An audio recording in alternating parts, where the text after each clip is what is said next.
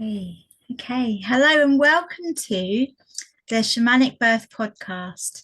I am Eva Greenslade and I'm here with my lovely guest, Olivia Roff from Mystical Birthing. Olivia is a mystical birth guide and teacher. She guides women who have previously experienced womb trauma on their or before, prior to, or after their motherhood journey, and preconception. There's me fitting in too many words there when you've already got it written down. Do you want to explain the rest? Would you like to tell us a bit about yourself and how you have come to doing this job as a mystical birthing coach, Yeah. guide, teacher? Hi, I'm Olivia, and I'm a mother to two magical children who are now 8 and 3. And I'm originally from Surrey, but now live down by the sea in Sussex. I guess I'll sort of share my story really, because that will, I think, lay a foundation as to why and how I am doing the work that I'm now doing. So my first pregnancy was, I think it was fine, but it was I had no complications, but I experienced a lot of, I guess, fatigue and just kind of aches and pains. But there was nothing like, nothing major that caused any problems. And so I planned a home birth because that's what I felt like I really, really wanted. I did hypnobirthing course. I did pregnancy yoga. I did all the things really, really like committed to it. And actually at the time I was a primary school teacher, because that was my career before this.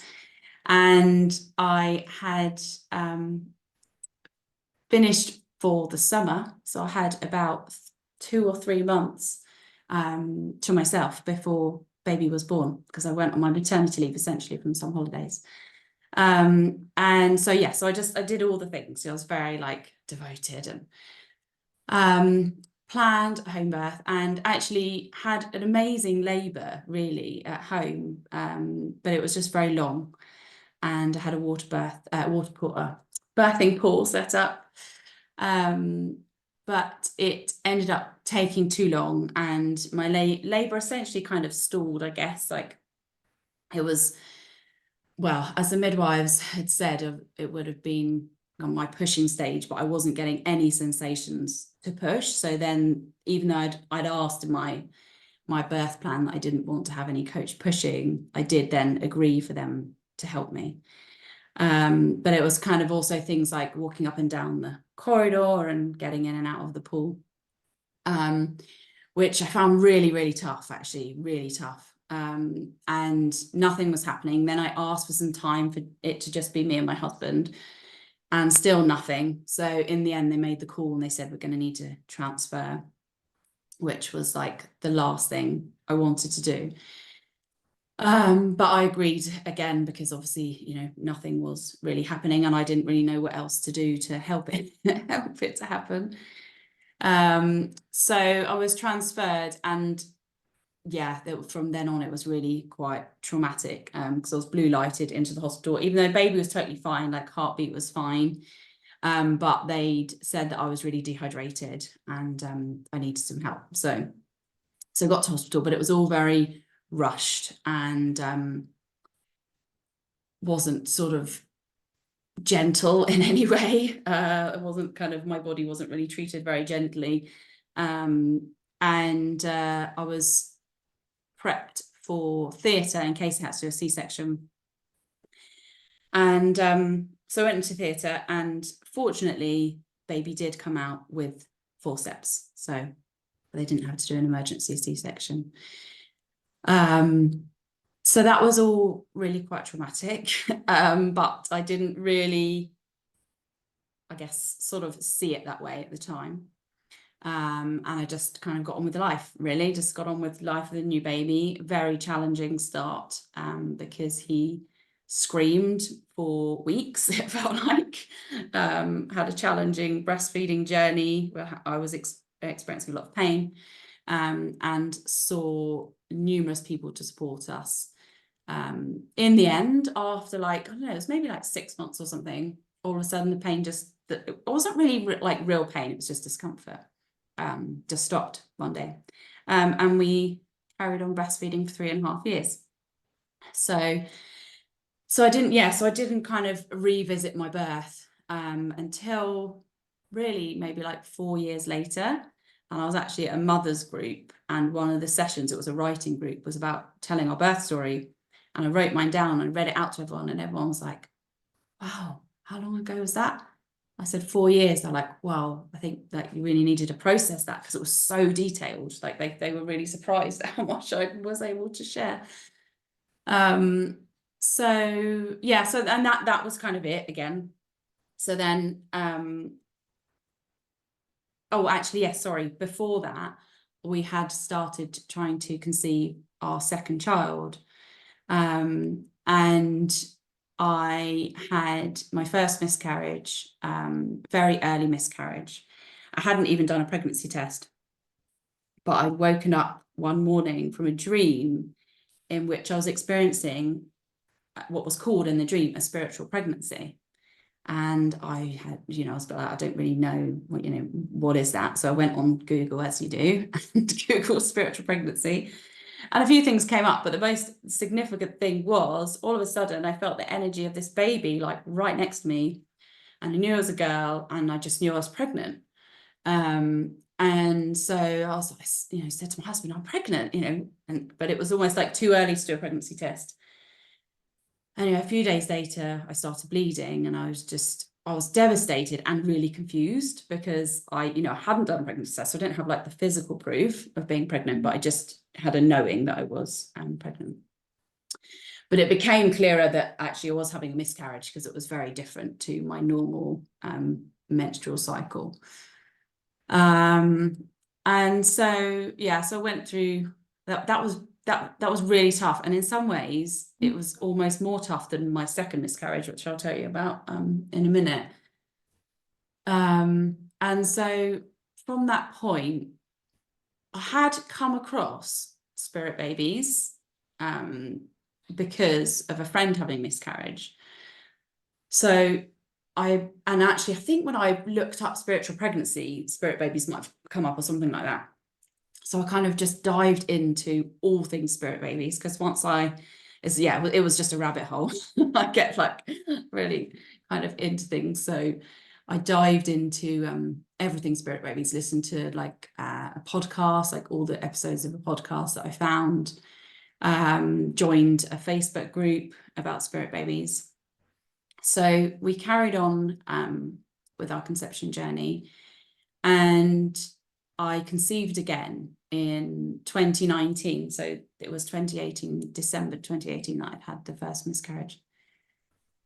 And yeah, I got pregnant and had a really, really difficult, I don't know, probably like 10 weeks or something pregnancy.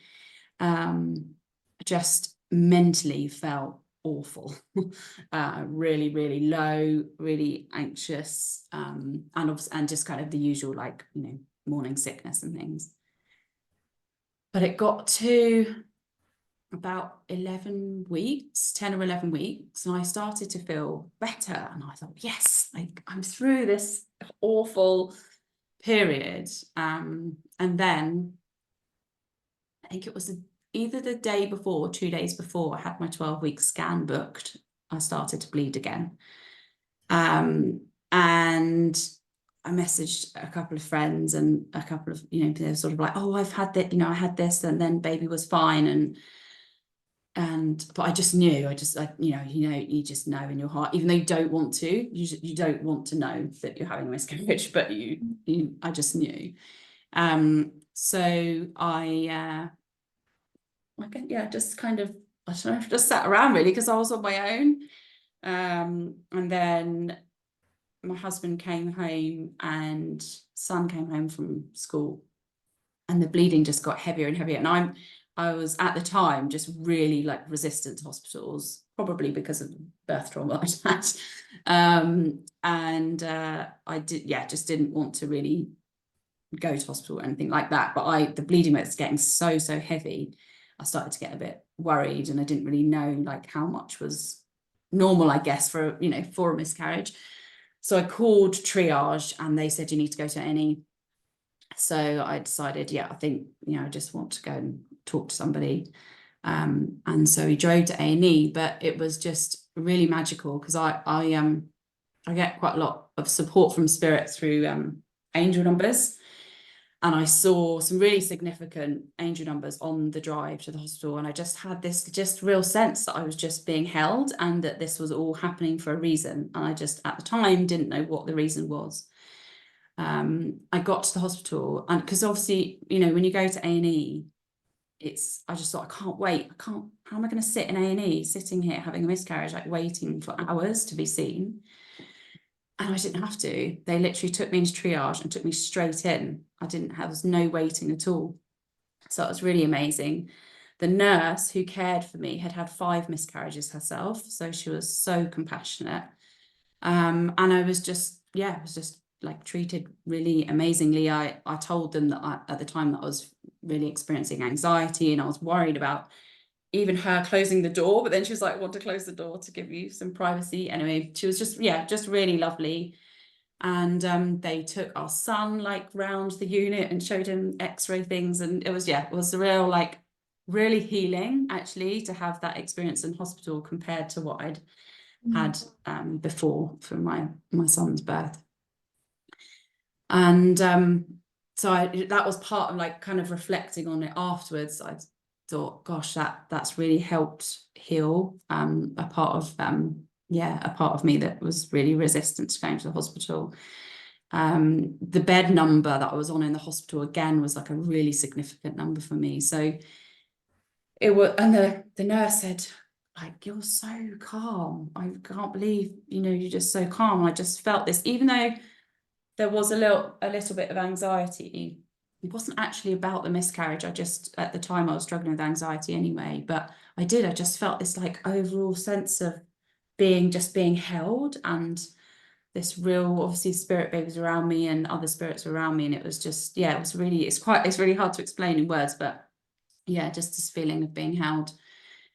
And we went, I think we were probably there for a couple of hours, and they were just checking me and things, and then they let us go home, and then they booked me in for a scan a couple of days later. So they were just doing everything, like, really quickly, wanting to check everything. But we went to the scan, and obviously they didn't find anything, and that was really, really difficult, very difficult scan. And from there, obviously, started a grieving process, although having done the healing that I've done now the last 3 years, I know that I didn't really grieve as I needed to, but I grieved as I could at the time. And after that, I then came across a Spirit Babies book. And in the book, it's written by a medium, and it's an incredible book. And I read it within about 2 days, and did one of the meditations. There's like chanting meditations in the book. And I did one of the meditations and called in my spirit babies, and it was just the most amazing experience, amazing meditation I've ever done in my life. Like, these babies just came in, and their energy was so clear, and they showed me the colors, and they gave me all these messages. And it was really beautiful. And then it's really interesting, isn't it? Because you kind of come out of an experience like that, and then I'm like, was that real? Did that really happen? And then I continued connecting to our daughter in my own way. And again, then a few weeks later, in the Spirit Babies Facebook group that I'm in, I connected with a Spirit Baby medium, Spirit Baby communicator. And I just felt like I really needed some support. And she'd had losses herself, and was now supporting other women on their conception journeys. So by this time, this was January 2020. And I connected with her, and we had 3 sessions together.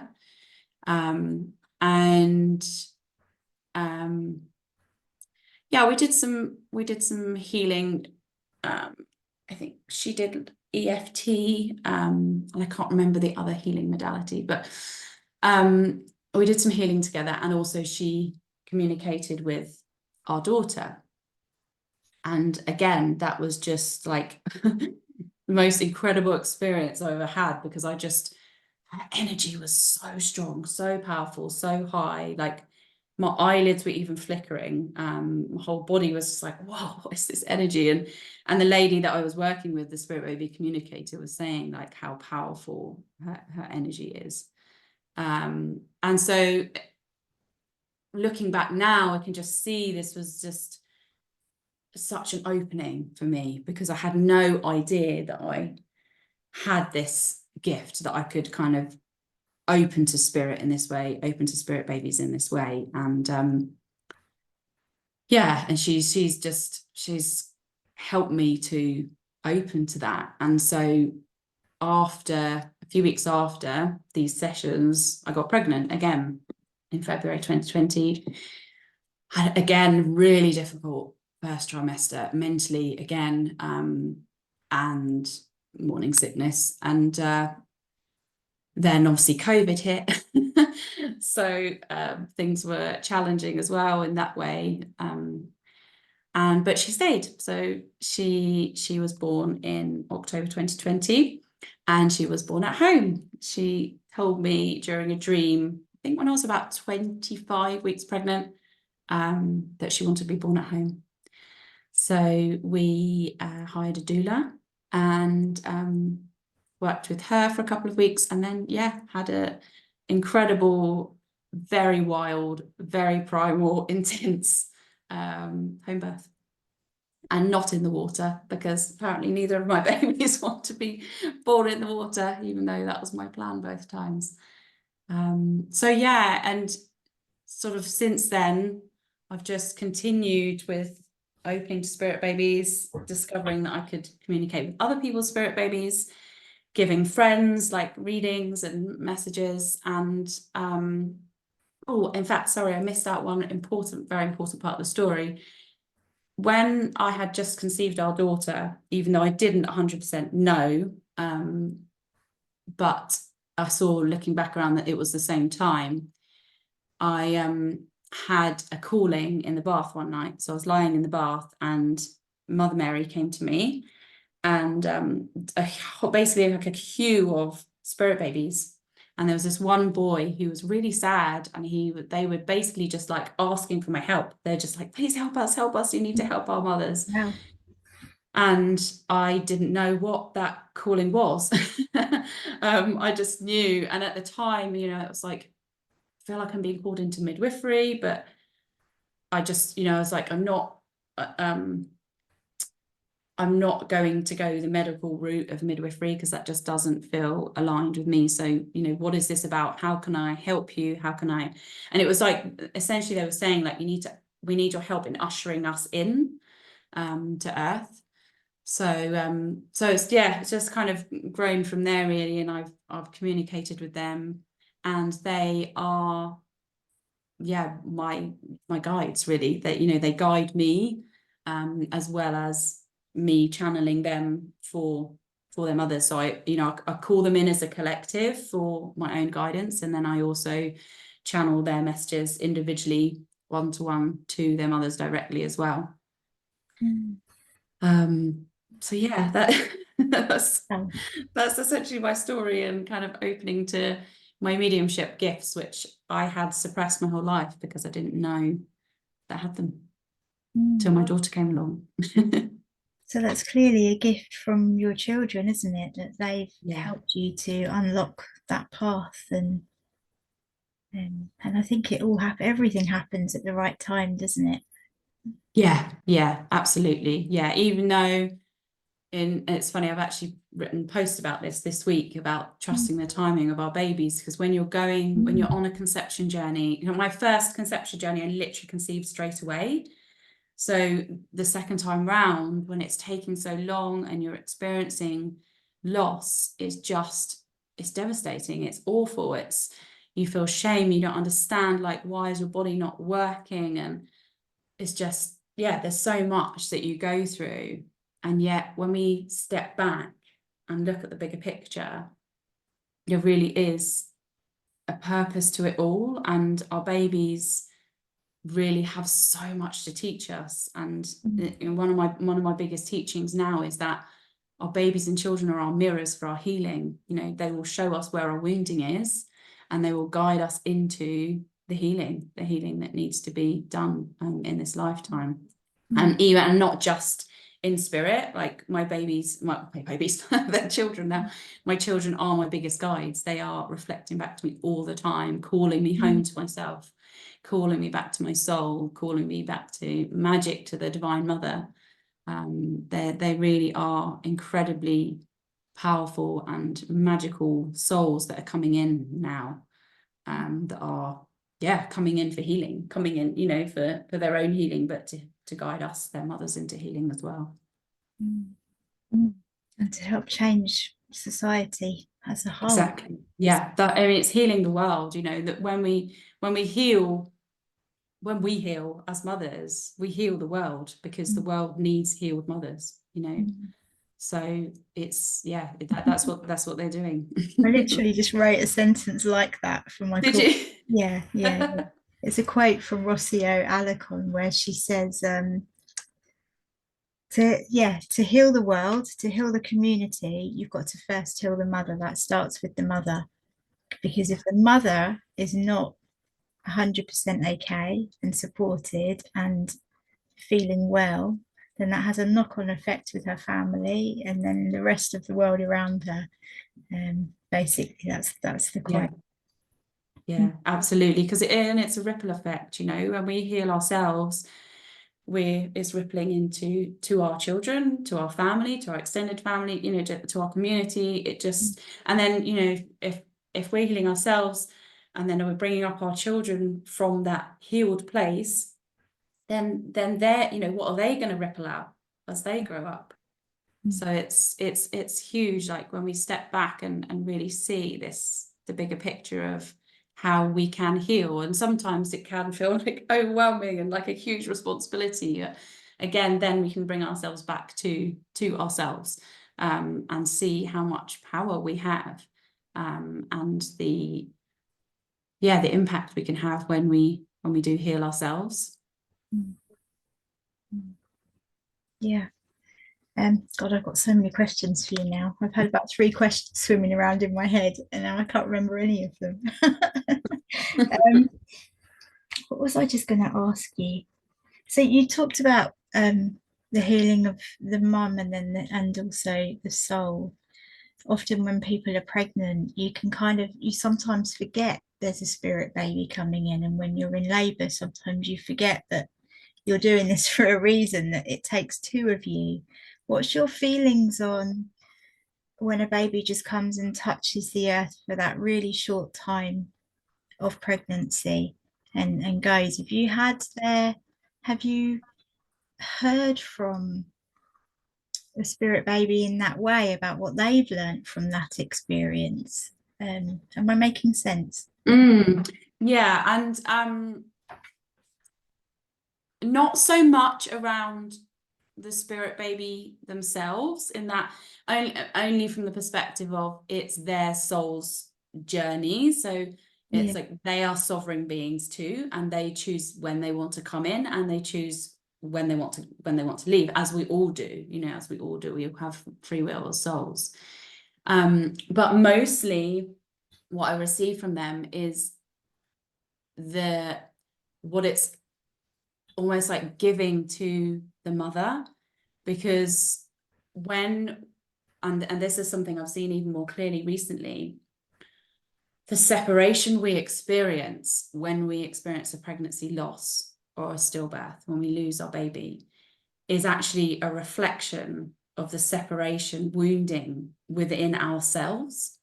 So they are reflecting back to us where we are separated from our souls.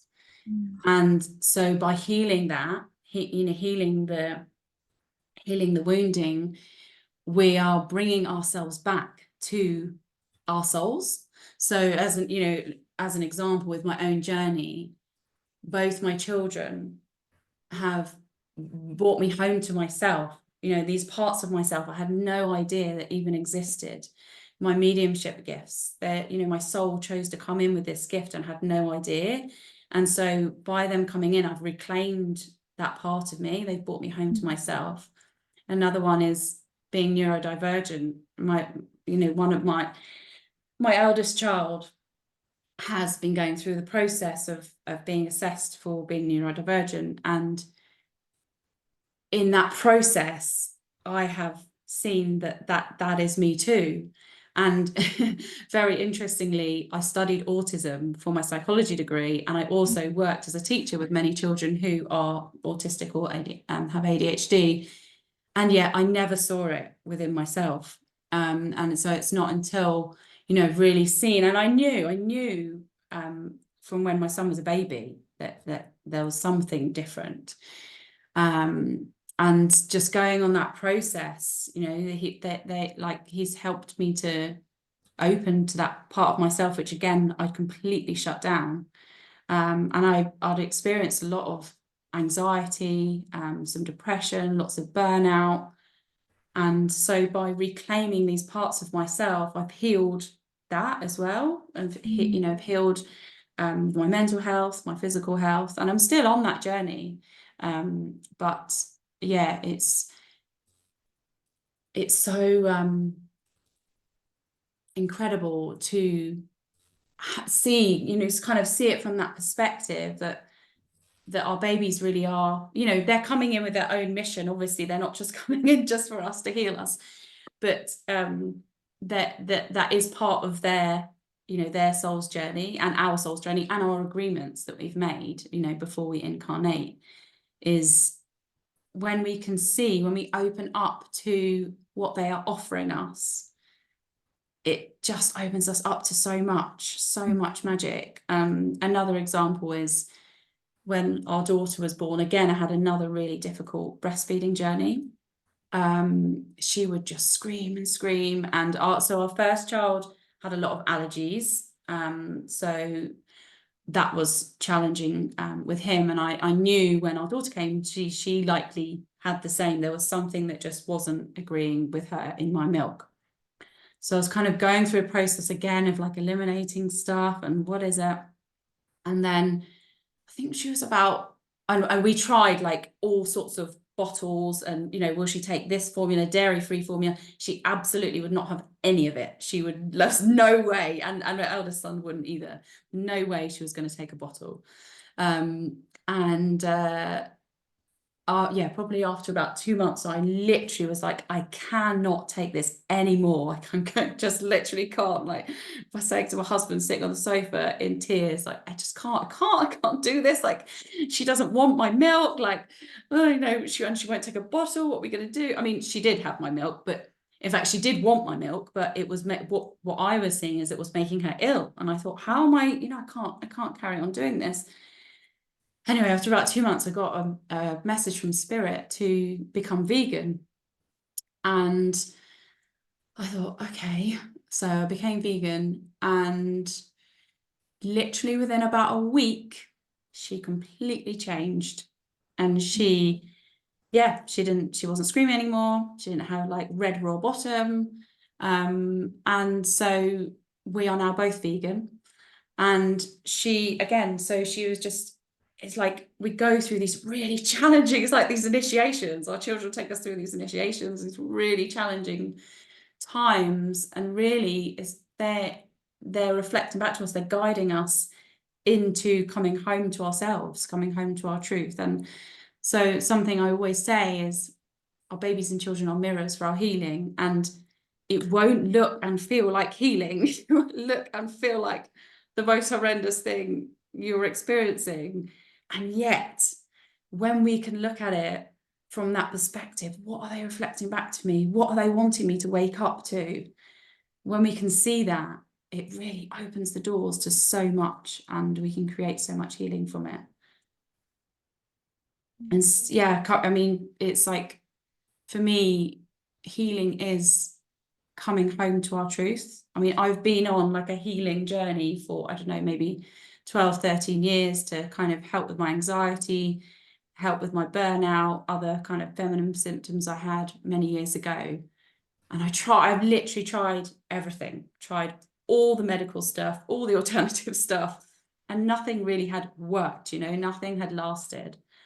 And the healing journey I've been on in the last 3 years, working one-to-one with a soul guide as well, has been to heal myself. And that has been about coming home to myself. The more that I step into my truth, the more I heal myself.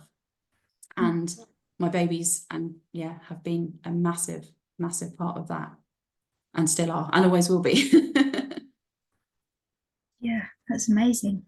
It's amazing how I started on my path doing mediumship as well when I was in my early 20s. That was how that kind of opened the door to everything. And it's amazing how healing that is in itself, isn't it? Just knowing that there is another facet to life, and that actually there's a whole other dimension that brings a whole new meaning to life and living as well. And um, yeah, I just find it incredible. I find it in listening to you speaking as well. Just, I mean, mediumship, when I've done it, it's, you're speaking to, you've got all these family members and everybody wants to come in, but to just be focusing on spirit babies is incredible. It's really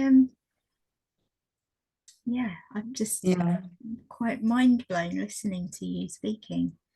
I haven't really worked with my mediumship gifts in any other way, because it's Yeah, just like, that is my calling. And obviously I do personally, yeah, but not for other people. And I do, like, when I work with the spirit babies, sometimes there's like, because spirit babies also have guides, so their spirit baby guides come in, and sometimes when we experience loss, the baby that has come in and chosen not to stay is actually not meant to incarnate on earth, but is meant to be our spirit guide. So they kind of come in to like create a shift essentially and wake us up to something, and almost paves the way for the baby that wants to come in and incarnate. And so sometimes, they'll both show up. If I'm channeling for a mum, sometimes they'll be like they'll come through as we, and often some others say, "Oh, like we, how many babies there are," but it's not necessarily that all these babies that are coming through that are channeling as we are meant to incarnate. Sometimes they are your guides in spirit, and some obviously are, is their soul path to incarnate. But in regards to my journey, the miscarriages that I had actually were my daughter. So it was just that my energy in my womb wasn't aligned with her very high vibrational energy. So she had tried to, she'd not tried to, she had come into my womb energetically, actually numerous times, and wasn't able to stay because it just wasn't aligning with her energy. So when I opened up to my mediumship gifts, over the time of my conception journey and my losses and opening to spirit babies and then working with a spirit baby communicator, it shifted my energy. I wasn't suppressing that part of myself anymore, and she was then able to come in. That's amazing. So if somebody comes to you, um, that is, I mean, what kind of people do you work with? Generally women who have experienced baby loss. Okay. Yeah, majority of women that come to me have experienced baby loss, and likely there's other womb trauma that's happened as well. Yeah. Some women come to me who are not kind of wanting a baby just yet, but they've experienced womb trauma in the past, perhaps from their childhood or early adulthood, and they want to heal before they call their babies in. So really what I'm guiding women into is the healing that's needed for them to receive the baby in their womb and for the baby to stay. So it's like creating that energy in the womb that is aligned, because these babies coming in have such high vibrational energy.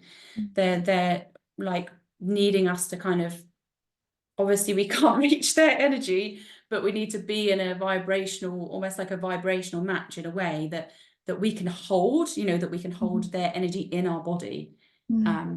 Because they really are very high. That the energy that I feel and hold and I'm channeling sometimes is like wild. It's really powerful, and a couple of them sort of does feel like it's going to blow your socks off sometimes, because it's, yeah, these beings are just amazing and just really magical and powerful. I always had this theory when I was pregnant that morning sickness wasn't just about the physical, the hormones, the gut bacteria, and all those things that they say causes it. But part of me felt like some days I felt so spacey and like I wasn't on the planet with the morning sickness. It was like my body was getting used to that other energy coming in. And it's almost like, well, you know, they say morning sickness for most people finishes when the placenta starts. Not for everybody, but we always stay sensitive, don't we? Really.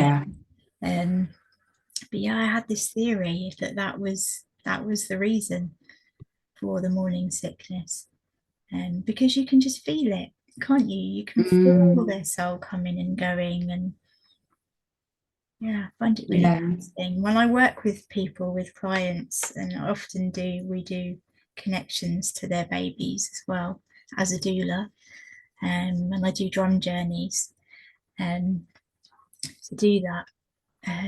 Often the babies aren't there either completely. Their soul has to come in. We have to call them in. And they're there, they're physical. The physical body is growing, obviously, in the womb. And there's an attachment, their cord is there, and they have an energy attachment there already. So they know they can come and go when they need to. But it seems to me that until they're somewhere in their 25th plus week, they're kind of still a bit more here and there, you know, and often need to come in. And yeah, and for some people it's right at the end, it's during birth that you see the baby coming in. It's really fascinating. Really interesting. Yeah. When I conceived our daughter, actually, and I was suspected at the time this is what it was, but I wasn't completely sure until later on. But I woke up in the middle of the night and literally my whole body just felt like it was vibrating. And I couldn't sleep. I was just like buzzing. And I was just trying to try and get back to sleep. And I in the end had to go into the bathroom and literally shake out every single part of my body to just try and integrate this energy. And I was like, what is going on? And it happened 2 nights in a row. And I was just like, whoa. And it was me like integrating her energy in my body. And yeah, it was it wasn't until sort of sometime later I was like, that's what that was. But it's really incredible to feel their energy, I guess, so physically as well. It really is like, it's almost like that spirit and body like coming together, and you really feeling it in that physical way, not just like, you know, having that psychic sense or intuitive sense. It is really a physical sensation. And I get that as well when I'm channeling for other mothers, and the mothers feel it too, obviously, depending on how open they are. One of my clients said once that she kind of felt this like almost like her arms, like this expansion down her arms that just sort of was never ending, you know. It's just like this real like expansive feeling. So it's really interesting to kind of hear from the mothers as well what they're feeling during the channeling. And in fact that's a big part of my work, is that I don't in a way quite different to other mediums, because I don't kind of just deliver a message and say, there you go. There's a lot more to it. And the way I channel is very kind of fluid and flowing. So when I very first started, I would generally share messages that I would kind of see something or just give a couple of words or what I was feeling.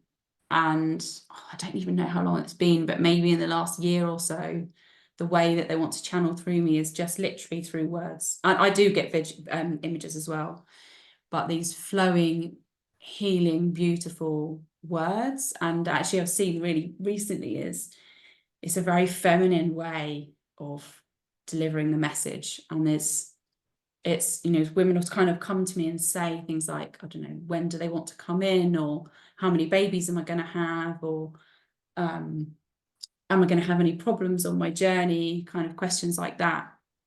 And that's not necessarily what you will receive from the channeling that comes through me, because it's a very healing message, and yeah, kind of guiding you. It guides the mothers into the healing that's needed in order for the baby to come in.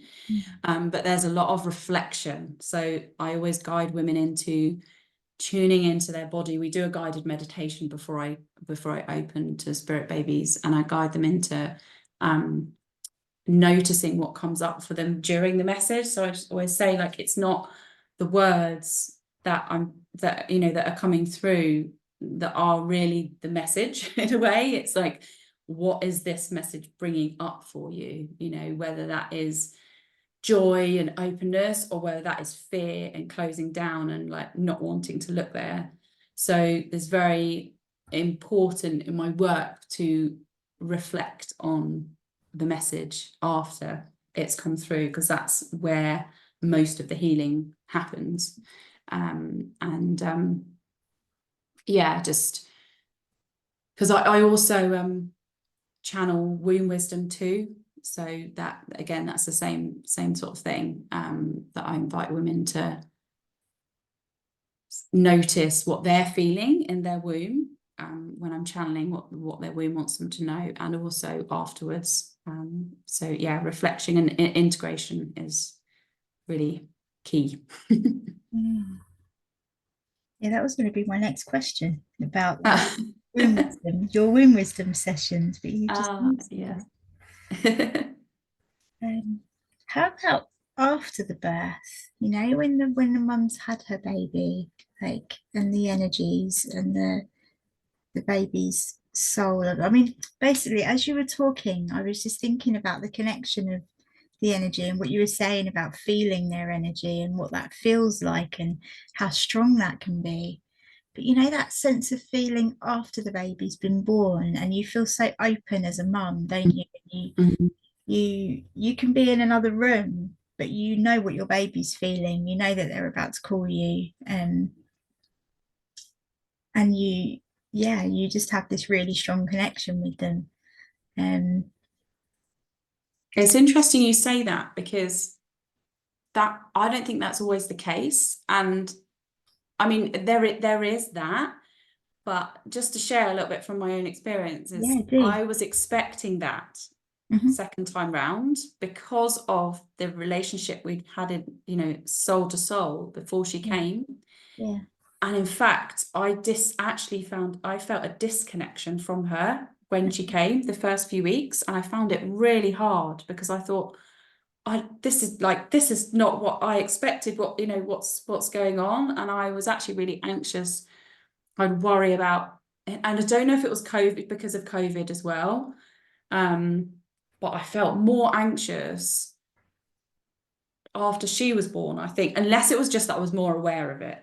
Like, I felt like it was more, I thought it would be easier, essentially, second time round. And I thought, because of our connection we'd made before she was born and the birth we'd had, that it would be easier postpartum. And it wasn't. It was really, really challenging. And as I said, like, with the breastfeeding, it was really difficult. I was like really anxious, and maybe because of the loss I'd experienced. In fact, that's just coming to me now, because I'd lost her twice, essentially. I was so worried she would die. I was like worried that she would like suffocate, or she'd overheat, or I'd squash her or something like that, which obviously I know, many mothers do experience that too, but it just seemed a lot more heightened. So when I was away from her, I did feel really anxious, worried that something was going to happen to her. And actually, like, that probably went after I became vegan. It was almost like that connection between us opened up. And I also discovered that I could tune into her, essentially, like, and this is how I discovered I can channel people's wombs, because I can tune into people's energy, like their body's energy and their body's wisdom. So I was tuning into her and almost like testing her with foods, actually, energetically, to see what is this, what are you allergic to, what's like causing this really sore rash and snappy rash and stuff.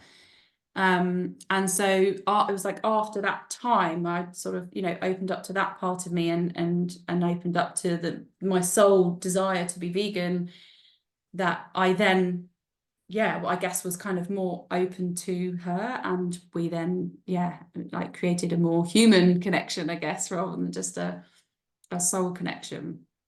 So that and I haven't actually worked with any women in that phase, but my intention is, when I do that, I will offer that, I can tune into babies when they're on earth too, and I can communicate soul to soul, because I do it with my children now. I communicate soul to soul with them. And so if there is something that's going on, or the baby's like really distressed or crying a lot, or struggling with breastfeeding, then I can offer to kind of communicate with them on a soul level and ask what does their soul need, what's happening here.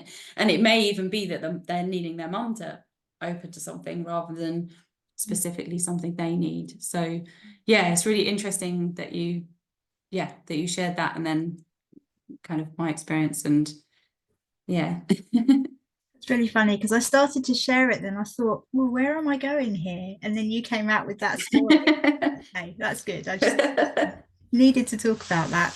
Yeah, it's interesting. My two of my children were born and would cry all the time as well, and there were physical reasons for that. But as they grew older, both of them, my son and my youngest daughter, would say, oh, I really miss my home. I miss my old mum.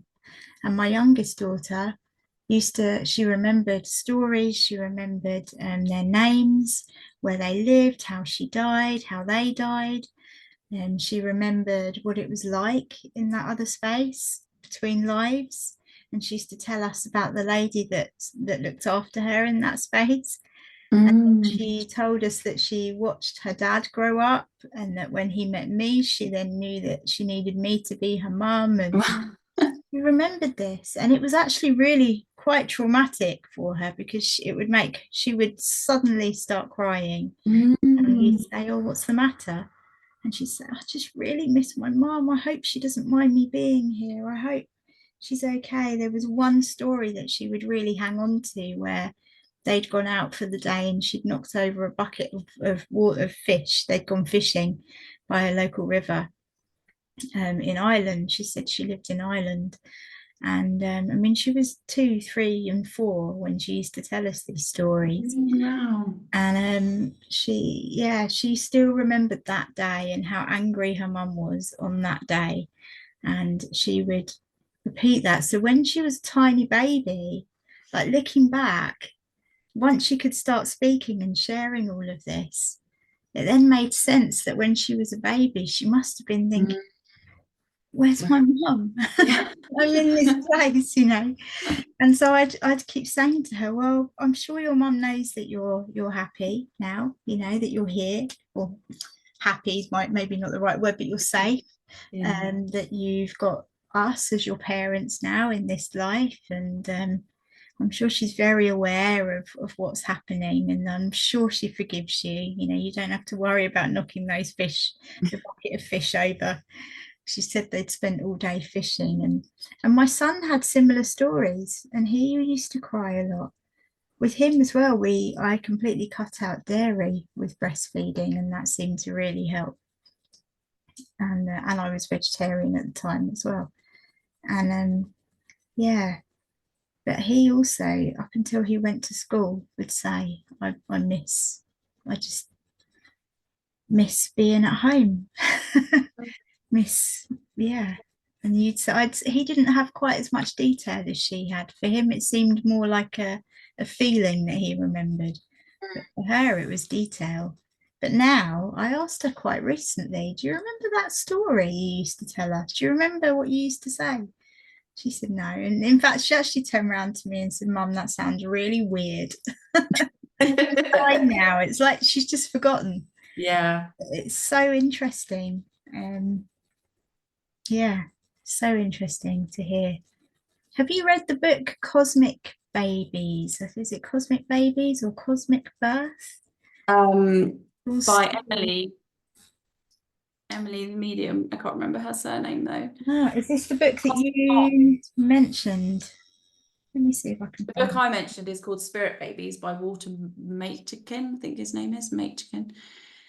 But yeah, there's Elizabeth Hallett. She writes about I haven't read many of her books, but she writes about the stories of the unborn soul. But Emily the Medium, I can't remember her surname. Sorry, Emily. She has just released a book called The Cosmic Bond, I think it's called, which is about spirit babies as well. I haven't read that one yet. Yeah, no, it's not. It's quite an old book, this book. I told this story to another doula years ago, and she said, "Oh, you've got to read that book." Ah. It's all about children remembering pre-conception and their pregnancy, so they could tell stories of holidays that their parents had been on when they were pregnant, and how that was for them. It's a good book. I can't remember what it's called now though, and I don't want to turn my phone off for this, so I can't look it up quickly. Yeah, so we're pretty much at the end of time. Is there anything that you would want to share to anybody listening that you think might be helpful if they are experiencing a loss or wanting to call in or know if there is a spirit baby out there for them, for this life? Would there be anything? That's such a big question I'm asking you, isn't it? That's two questions. But yeah, what would you want to share as a final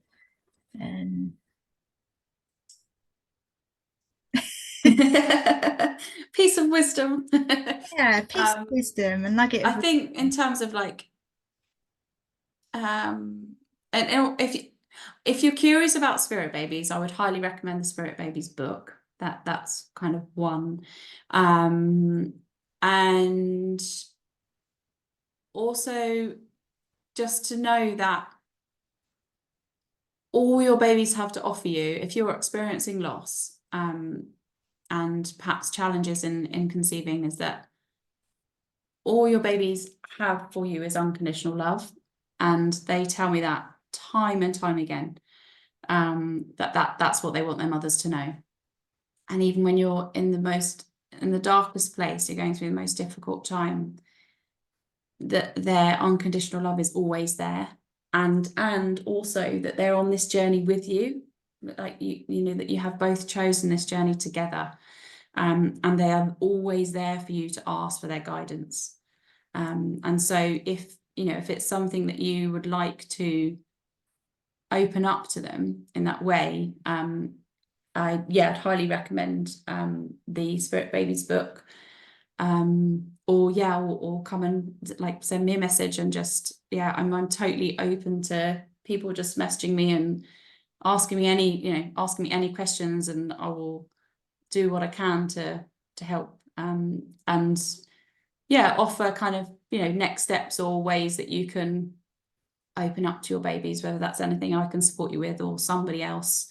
There's lots of incredible spirit being mediums as well. So whether it's someone else I can recommend, or a book I can recommend, or a podcast I can recommend, or there's lots of spirit baby kind of resources, I guess, that are available, and yeah, wonderful people working in that space too, which are kind of hidden until you open the portal to it.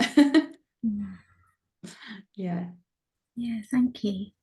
So to find Olivia, I've got your social media as mystical_birthing. Yeah. The same for Instagram Yes, they're both the same. and Yeah. Facebook. And you don't have a website. I've just read that. Yeah.